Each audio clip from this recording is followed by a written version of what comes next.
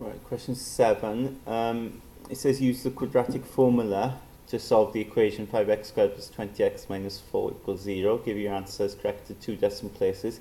So here's the quadratic formula on page 2. Okay, so nothing to remember.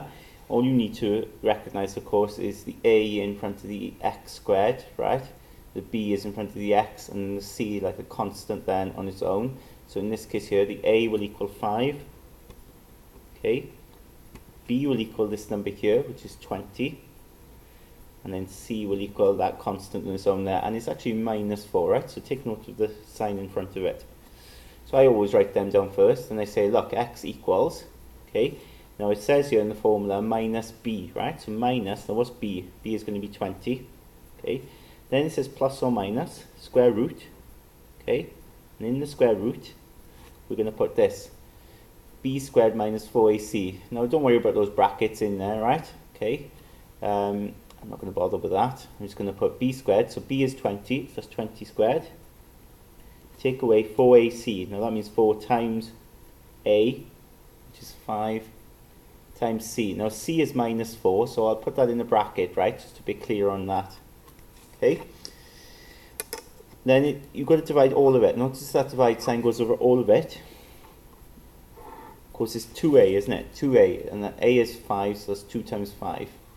So then x will equal minus 20 plus or minus. Now, don't try and do this all in one go. What I would do is just work out what this is underneath that square root. So on my calculator, 20 squared minus 4 times 5 times bracket minus 4. The calculator does all the work, okay? You get 480. And that's what's inside that square root. So leave it like that, right? You've got to show your workings. And then you've got to divide the whole thing, don't forget, by 2 times 5, which is 10. So you can then go for the two possible answers. You could say, look, either x is equal to minus 20 plus square root of 480. Okay, so choose the plus option to start with, all over 10. Or x equals the minus option. Okay, all over 10. Okay, so don't get too concerned about this plus or minus thing. It is just plus or minus. You choose the plus option or the minus option. You get your calculator then, and again, this can be done in one go. So press the fraction button. Okay, fraction button there.